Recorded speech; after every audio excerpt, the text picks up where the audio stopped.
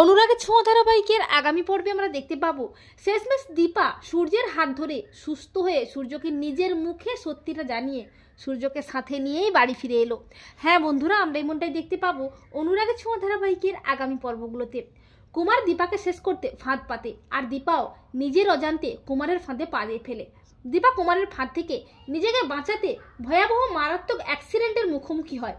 এরপর দীপাকে রাস্তার সবাই মিলে গ্রামের একটা হসপিটালে নিয়ে আসে, আর সেই হসপিটালে কোনো ভালো ডক্টর না থাকায় বুধিয়া সূর্যকে সবটা জানালে সূর্যই আসে হসপিটালে। সূর্য আবারও দীপার মুখোমুখি হয়। দীপাকে রক্তাক্ত অবস্থায় দেখে সূর্য একেবারে ভেঙে পড়ে, কিন্তু সূর্য দীপাকে সুস্থ করে তোলার জন্য মরিয়া হয়ে ওঠে। এরপর খবরটা পেয়ে অর্জুনও সেখানে আসে। অর্জুন রূপার অসুখের কথা সূর্যকে বলতে চাইলেও সূর্য অভিমান করে কোনো কথাই শুনতে চায় না। এরপর কিছুদিন পর সূর্যের সেবা যত্নে ও চিকিৎসায় দীপা অনেকটা সুস্থ হয়ে ওঠে। দীপা সূর্যকে বলে, ডাক্তারবাবু, আপনাকে আমার অনেক কিছু বলার আছে। সূর্য কোনো মতেই দীপার উপর অভিমান করে কোনো কথাই শুনতে চায় না।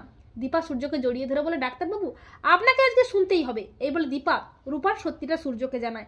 দীপা বলে, ডাক্তারবাবু, রূপার মারাত্মক অসুখ হয়েছে, ও মৃত্যুর সঙ্গে পাঞ্জা লড়ছে, আর আপনি কিনা আমার ওপর অভিমান করে অসুস্থ মেয়েটার থেকে মুখ ফিরিয়ে থাকবেন? ওকে সুস্থ করে আমার কোলে ফিরিয়ে দিন না ডাক্তারবাবু। দীপার মুখে একথা শোনায় সূর্য একেবারে ভেঙে পড়ে। সূর্য সমস্ত মান অভিমান ভুলে দীপার সাথে বাড়ি ফিরে আসে এবং দীপাকে প্রতিজ্ঞা করে যে রূপাকে সুস্থ করে সে দীপার কোলে ফিরিয়ে দেবেই। তো বন্ধুরা, তোমরা এটাই চাও তো যে দীপা যেন সূর্যের হাত ধরে সুস্থ হয়ে সূর্যকে নিজের মুখে সত্যিটা জানিয়ে বাড়ি ফিরিয়ে আনে? কমেন্ট করে জানিয়ে দাও তোমাদের মতামতটি।